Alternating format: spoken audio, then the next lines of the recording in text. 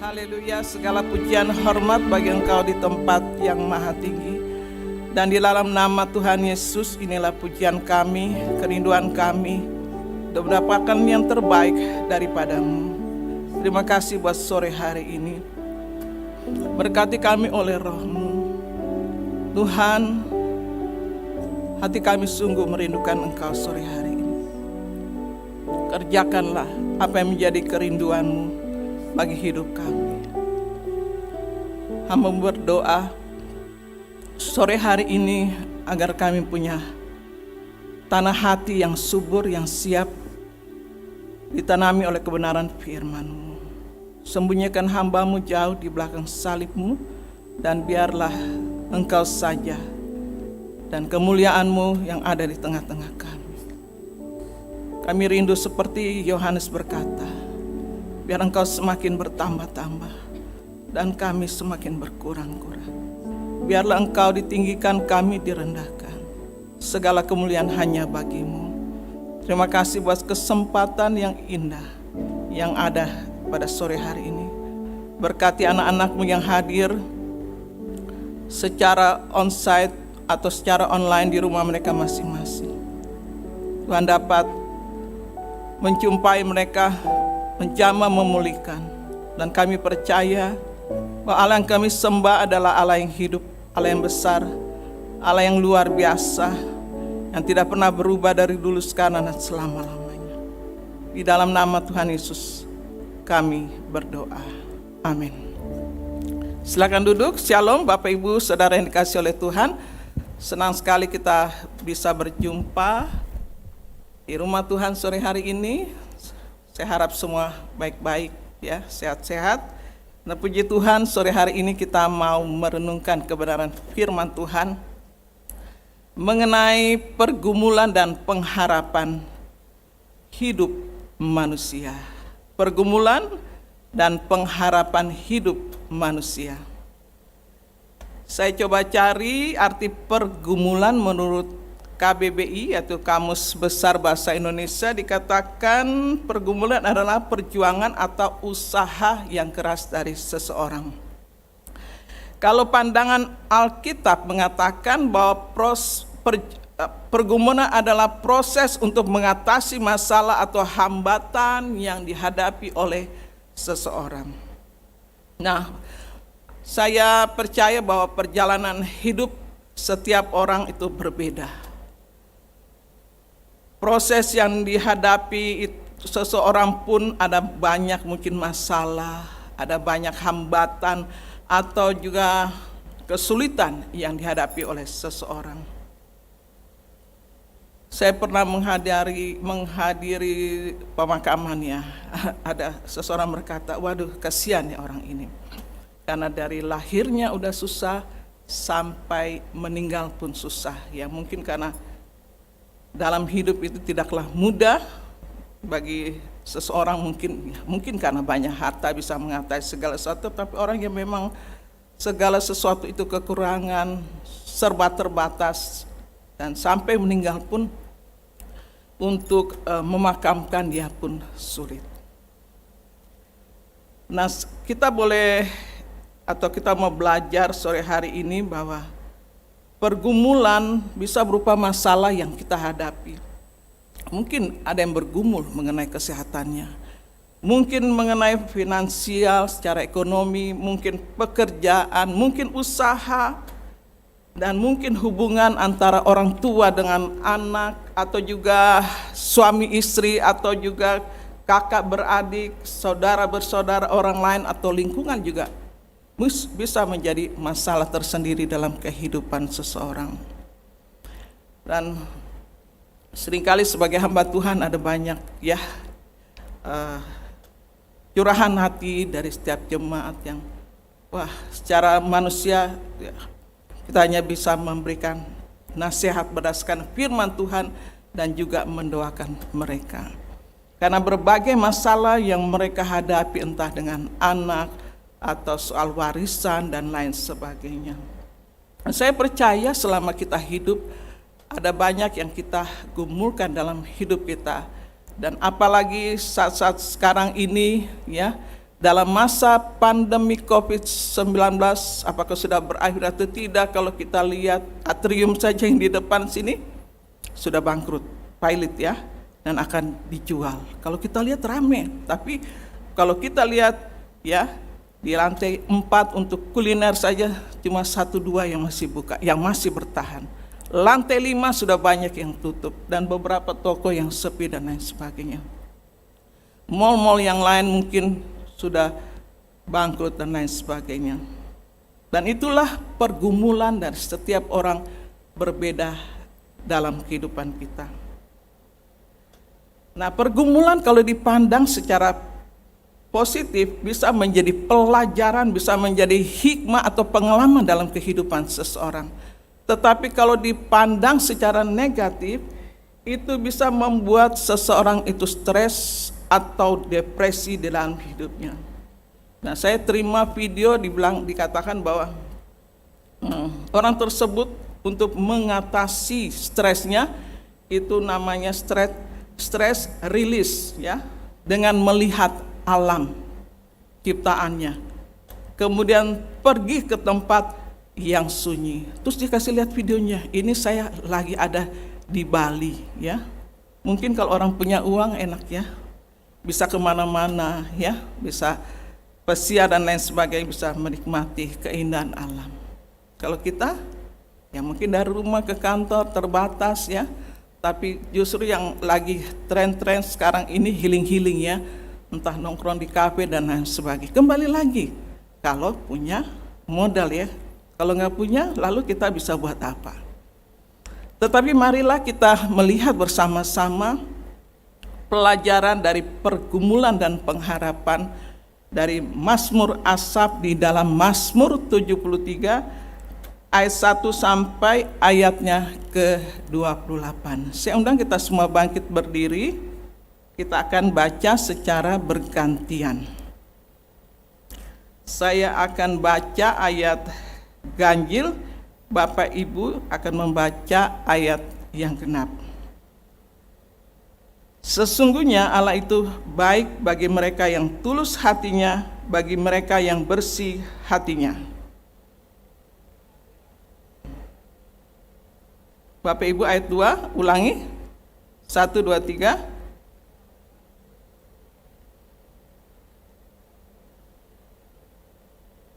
Sebab aku cemburu kepada pembual-pembual kalau aku melihat kemujuran orang-orang fasik.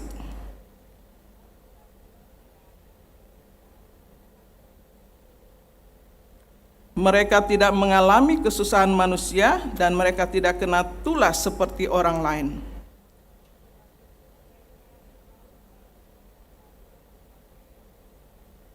Karena kegemukan kesalahan mereka menyolok, hati mereka meluap-luap dengan sangkaan.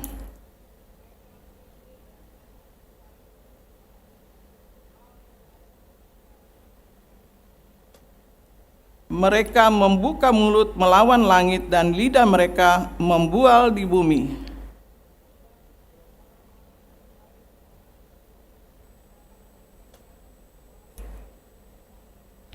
Dan mereka berkata, bagaimana Allah tahu hal itu? Adakah pengetahuan pada yang maha tinggi?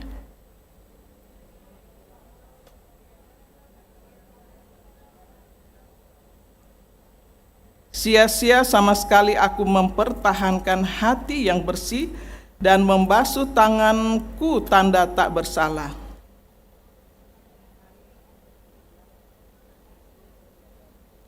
Seandainya aku berkata, aku mau berkata-kata seperti itu, maka sesungguhnya aku telah berkhianat dan kepada angkatan anak-anakmu.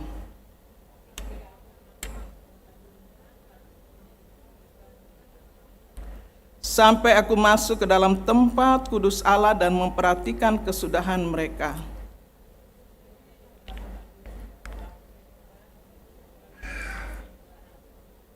Betapa binasa mereka dalam sekejap mata, lenyap habis oleh karena kedahsyatan.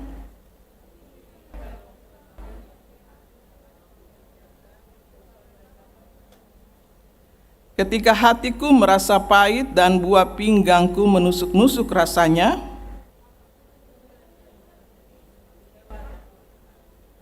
Tetapi aku tetap di dekatmu, engkau memegang tangan kananku.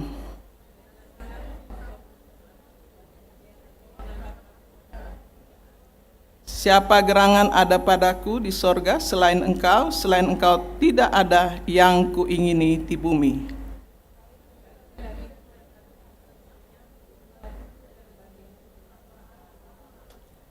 Sebab sesungguhnya siapa yang jauh daripadamu akan binasa, kau binasakan semua orang yang berzina dengan meninggalkan engkau.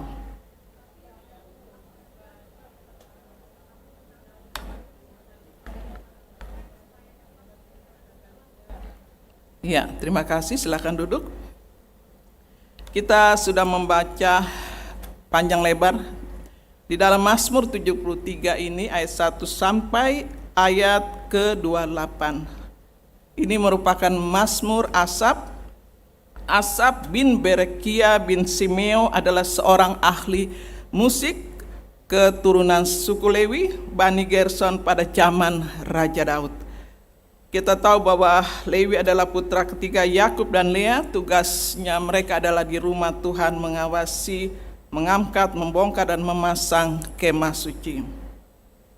Nah, kita perhatikan bahwa ia menulis ada 12 Mazmur, di Mazmur 50, kemudian Mazmur pasal 73 sampai pasal ke-83 ini merupakan tulisan dari Mazmur Asaf. Kita coba simak secara bersama-sama dari ayat 3 sampai 12. Ya, yang Bapak Ibu dan saya sudah membacanya, bagaimana kita lihat pergumulan dari Asaf. Ia cemburu kepada pembual-pembual, ia melihat kemujuran orang-orang fasik, dia lihat mereka tidak sakit, mereka itu sehat, mereka itu gemuk, mereka tidak mengalami yang namanya kesusahan, mereka tidak kena tula, mereka sombong, mereka bertindak dengan kekerasan dan banyak lagi. Sepanjang ayat 3 sampai ayat 12. Bukankah kita sama ya, suka lihat ya, kok saya orang Kristen atau mungkin saya anak Tuhan, kenapa ya hidup saya biasa-biasa saja, atau seperti orang yang tidak diberkati Tuhan, atau kita lihat orang nggak kenal Tuhan, kenapa ya dia punya ini, punya itu, sepertinya dia berhasil di dalam hidupnya, dia sehat ya, mungkin sama seperti kita lihat Asaf ini ya, katakan bahwa mereka gemuk, sehat, mereka mungkin tidak seperti mengalami kesusahan, mereka tidak mengalami hal-hal yang merugikan mungkin dalam hidup mereka. Nah, kemudian sebaliknya Asaf di ayat 13, dia katakan, dia merasa bahwa sia-sia sama sekali aku mempertahankan hati yang bersih.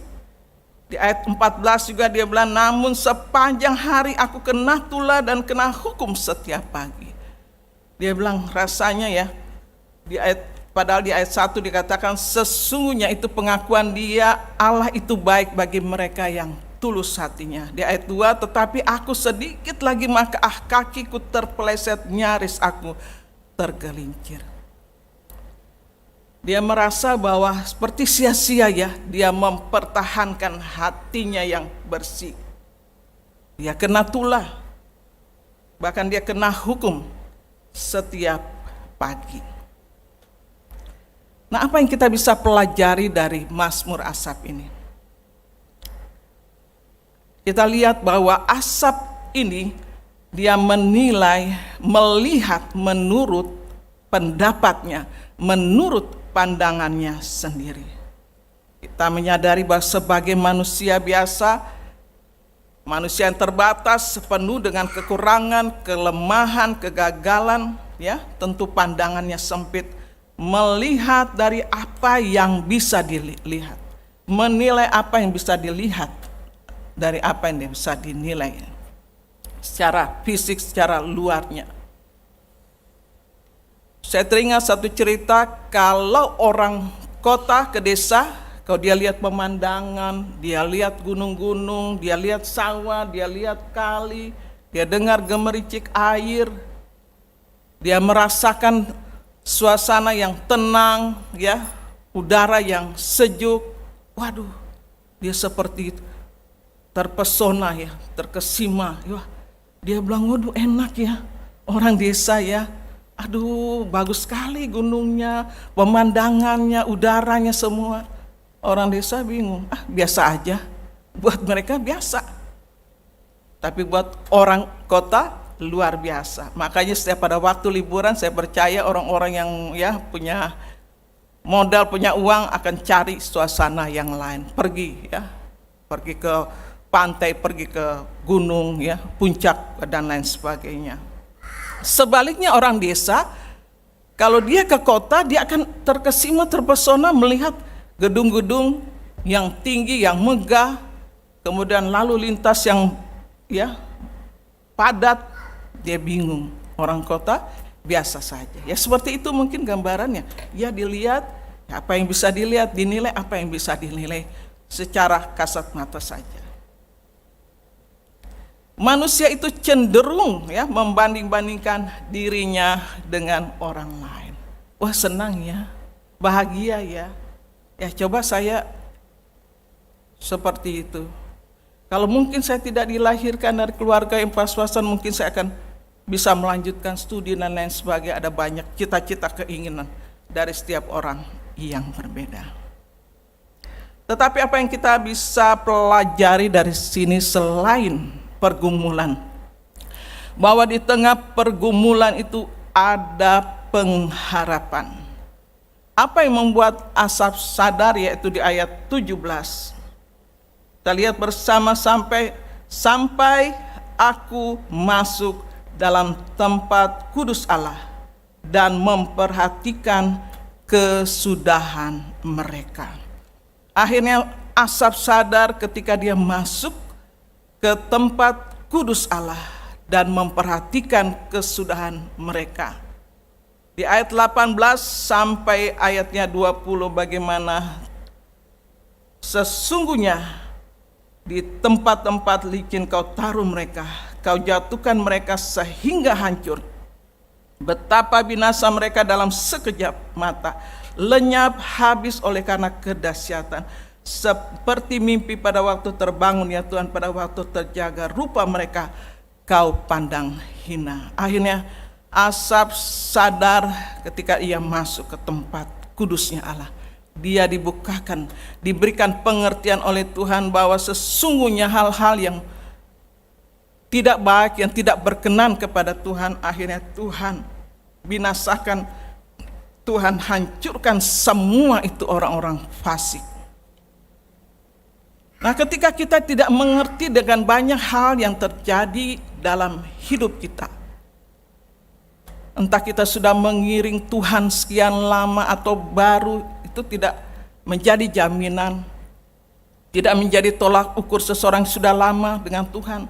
Tapi saya percaya ketika selama kita hidup ada banyak hal yang Tuhan izinkan terjadi dalam hidup kita sebagai bentuk pergumulan dalam hidup kita. Tapi jangan putus asa bahwa di tengah-tengah pergumulan itu ada pengharapan di dalam Tuhan.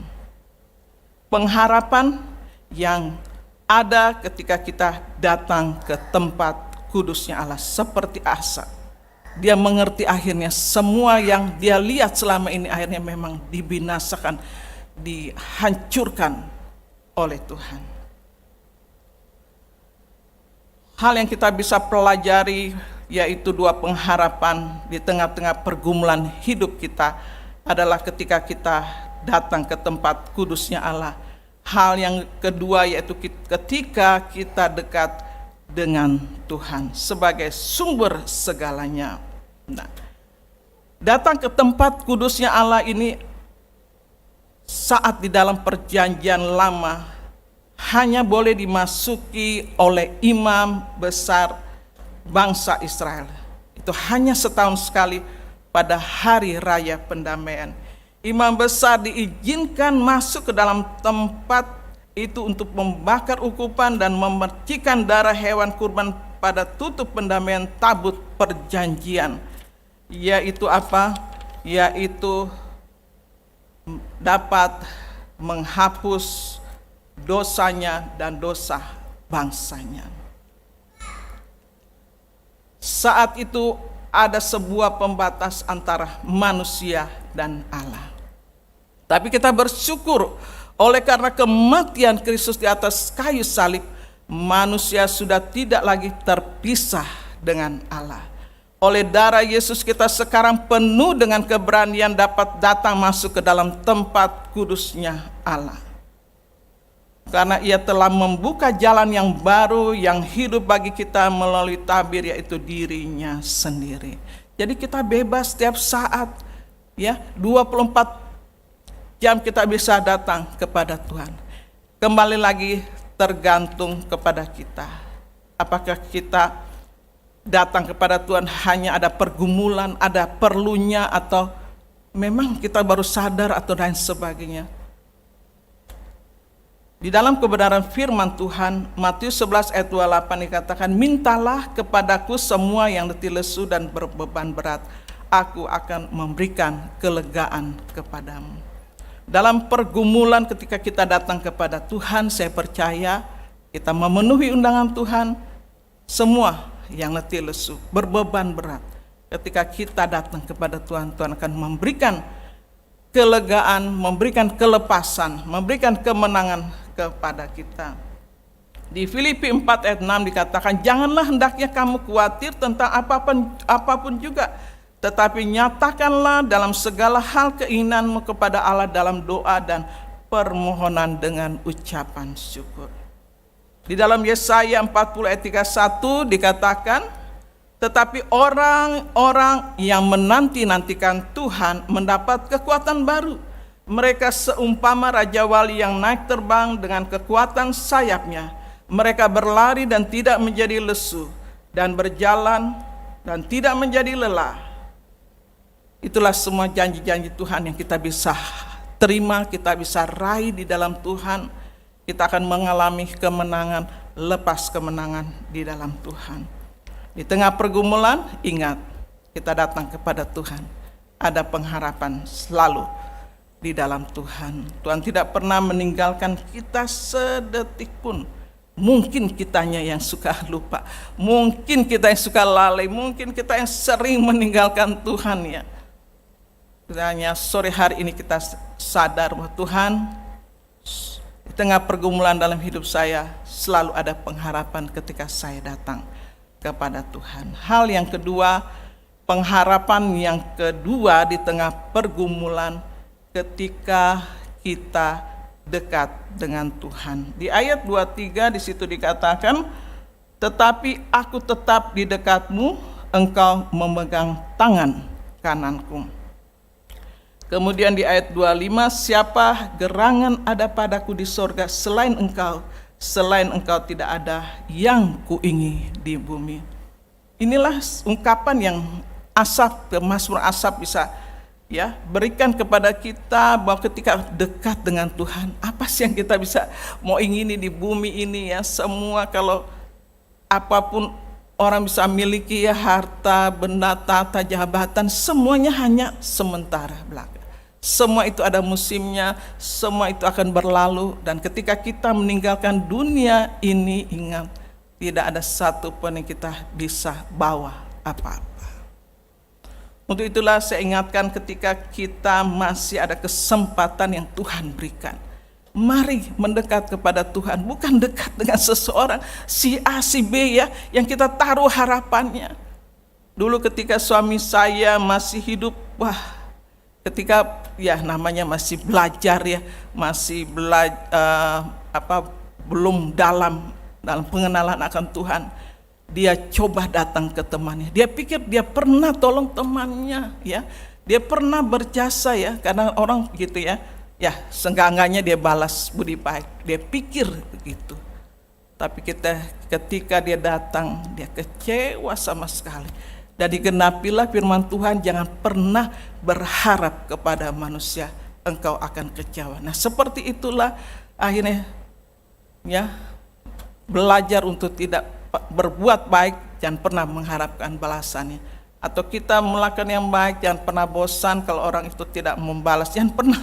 Kita membuat baik bukan karena kita mengharapkan balasannya. Oleh karena pelajaran yang dari Tuhan sendiri, Dia telah memberikan yang terbaik bagi kita. Kita belajar memberikan yang terbaik buat Tuhan dan sesama. Saya selalu belajar sampai saat ini, belajar untuk memberi kepada Tuhan, tidak pernah hitung-hitungan. Ya, udah sehat, udah bisa melayani, ada suatu anugerah yang besar buat saya. Karena dari SMP itu darah saya rendah, saya selalu pingsan, tidak bisa di pasar ya, bukan ke pasar, di pasar nggak bisa, di rumah sakit berobat obat-obatan tidak bisa, naik bis penuh tidak bisa, pingsan sepanjang SMP. Mami saya bawa ke pasar Mestik, belum belanja, saya udah pingsan. Jadi tidak belanja. Naik bus untuk ada teman saya, karena udah penuh, karena SMP kan di Mestik, jadi saya pingsan, nggak bisa. Tapi ketika SMA pindah di Manado, jadi saya harus disuntik tiap bulan ya, seperti darah gitu tiap bulan. Baru satu kali suntik, mami saya bernasar, Tuhan, daripada uangnya ini untuk dokter, lebih baik untuk misinya Tuhan. Sejak itu saya tidak pernah mengalami darah rendah. Sekali darah tinggi karena kurang tidur, tapi sampainya saat ini biasa-biasa saja, normal ya. Dan saya pernah punya kerinduan waktu mami saya perlu transfusi darah. Saya ke PMI, saya pikir kan baik ya, pasti periksa, petugasnya bilang, Ibu, HB Ibu cukup tadi, tapi tidak bisa untuk donor darah. Ya udah, yang penting saya bersyukur buat Tuhan, saya sampai saat ini tidak pernah lagi pingsan. Saya bisa ke pasar, bisa ke rumah sakit, bisa melayani ke rumah sakit, menangani orang meninggal semua, pokoknya macam-macam. Dengan kemudian melayani tunawisma ya, yang aromanya 7 rupa awalnya, tapi sekarang sudah baik, sudah harum. Cuma 1-2 yang masih belum, tapi saya bersyukur Tuhan. Itulah, dalam pergumulan selalu ada pengharapan. Katakan kepada kiri kanannya, di tengah pergumulan ada pengharapan. Kiranya Tuhan tolong kita. Saya ingatkan lagi di Mazmur 62 ya, ayat 1 dan 5 ya. Gambaran mengenai hanya dekat Allah saja aku tenang. Pada Allah saja kiranya aku tenang, sebab daripadanya lah harapanku. Saya percaya ketika kita dekat dengan Tuhan, hati kita tenang. Berarti saya sudah suka simpulkan sendiri, berarti kalau kita lagi nggak tenang, berarti kita lagi nggak dekat dengan Tuhan. Kalau kita dekat dengan Tuhan, apapun yang terjadi, apapun yang sedang kita hadapi, kita alami di dalam hidup kita, kita akan tenang menghadapi. Tidak usah khawatir, tidak usah takut, tidak usah stres, depresi, dan lain sebagainya, karena kita dekat dengan Tuhan. Dialah penolong, Dia berjanji menyertai kita hingga kesudahan alam ini. Kiranya Tuhan akan tolong kita di tengah pergumulan. Ingat, ada pengharapan ketika kita datang ke tempat kudusnya, ketika kita dekat dengan Tuhan. Itu saja yang menjadi pegangan dalam hidup kita. Kita akan tenang, berani menghadapi apapun dalam hidup kita. Saya undang kita semua bangkit berdiri. Kita akan datang kepada Tuhan sore hari ini.